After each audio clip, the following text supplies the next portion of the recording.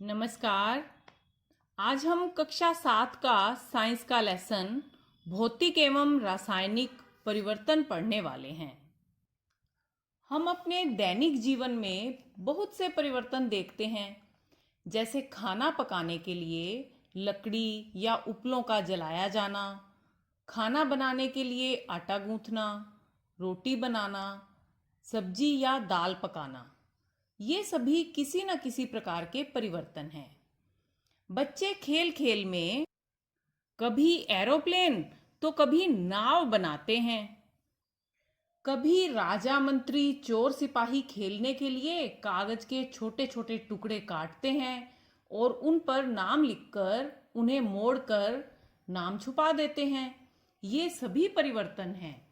इनके अलावा दूध में कई प्रकार के परिवर्तन होते हैं, जैसे दूध को ठंडा करके या गर्म करके पिया जाता है, उससे दही भी जमाया जाता है और गर्मी के मौसम में तो कई बार दूध खट्टा होकर अपने आप जम जाता है। इस प्रकार परिवर्तनों की लिस्ट तो बहुत लंबी होती है, लेकिन हम जानेंगे परिवर्तनों के प्रकार के बारे में। व्यापक रूप से परिवर्तन को दो प्रकारों में बांटा जाता है, भौतिक परिवर्तन और रासायनिक परिवर्तन। भौतिक परिवर्तन के बारे में जानने से पहले आपको पता होना चाहिए कि भौतिक गुण कौन से होते हैं। पदार्थ का आकार, आमाप यानी साइज, रंग और अवस्था उसके भौतिक गुण होते हैं। और भौतिक परिवर्तन क्या होता है? भौतिक गुणों में परिवर्तन होना ही भौतिक परिवर्तन होता है। अब हम इन परिवर्तनों को कुछ उदाहरणों से समझेंगे। पदार्थ के आकार में परिवर्तन होना भौतिक परिवर्तन है। जैसे इस रबड़ बैंड को अगर खींचा जाता है तो इसका आकार बदल जाता है, लेकिन छोड़ देने पर यह वापस उसी आकार में आ जाता है। तो रबड़ बैंड का बढ़ना भौतिक परिवर्तन का एक उदाहरण है। किसी पदार्थ का आमाप परिवर्तन यानी साइज परिवर्तन भी भौतिक परिवर्तन होता है। जैसे यह साबुत चीनी है और यह पिसी चीनी है। आमाप बदलने पर कभी भी पदार्थ के रासायनिक संगठन में कोई परिवर्तन नहीं आता। इसी प्रकार अगर चौक के टुकड़े कर लिए जाते हैं तो उनके गुणों में भी कोई परिवर्तन नहीं आता। ये उदाहरण भी भौतिक परिवर्तन के उदाहरण हैं, जिनमें आमाप में परिवर्तन होता है। अगर हम किसी लोहे की छड़ को गर्म करते हैं तो उस छड़ का रंग कुछ समय के लिए बदल जाता है। जब तक वो गर्म रहती है वह लाल दिखाई देने लगती है, लेकिन जैसे उसको ठंडा करते हैं तो वह वापस अपने पुराने रंग में आ जाती है। इस तरह से रंग का बदलना भी भौतिक परिवर्तन का उदाहरण होता है। इस गुब्बारे को देखिए।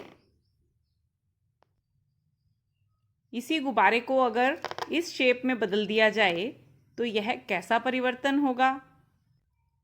सही सोचा आपने। इसमें गुब्बारे के आकार में परिवर्तन हुआ है, इसलिए यह भी भौतिक परिवर्तन का ही उदाहरण है। नेक्स्ट आते हैं हम अवस्था परिवर्तन के उदाहरण पर। फ्रिज से निकाली हुई बर्फ को अगर हम रूम टेम्परेचर पर कुछ देर पड़ा रहने देते हैं तो वह पानी में बदल जाती है, लेकिन उसी पानी को हम वापस जमाकर बर्फ में भी बदल सकते हैं। इसी तरह पानी को गर्म करके हम भाप में बदल सकते हैं और भाप को ठंडा करके हम वापस पानी में बदल सकते हैं। तो ये सब उदाहरण थे भौतिक परिवर्तन के। ये जो भी परिवर्तन हमने अभी जाने उनमें कुछ विशेषताएं थी। इन सब परिवर्तनों में कोई नया पदार्थ नहीं बनता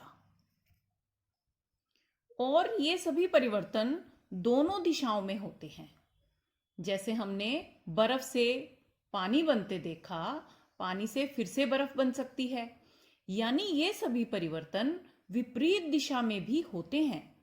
इसलिए इन परिवर्तनों को उत्क्रमणीय परिवर्तन कहते हैं। और ये सभी परिवर्तन स्थायी नहीं होते, ये अस्थायी परिवर्तन होते हैं। क्रिस्टलीकरण भी भौतिक परिवर्तन का ही उदाहरण है। एक ऐसी प्रक्रिया जिसमें पदार्थ के सांद्र विलयन से पदार्थ के क्रिस्टल प्राप्त किए जाते हैं, वह प्रक्रिया क्रिस्टलीकरण कहलाती है। आपने धागे वाली मिश्री देखी होगी, उसे चीनी के सांद्र विलयन से प्राप्त किया जाता है, यानी चीनी के क्रिस्टलीकरण से मिश्री प्राप्त होती है।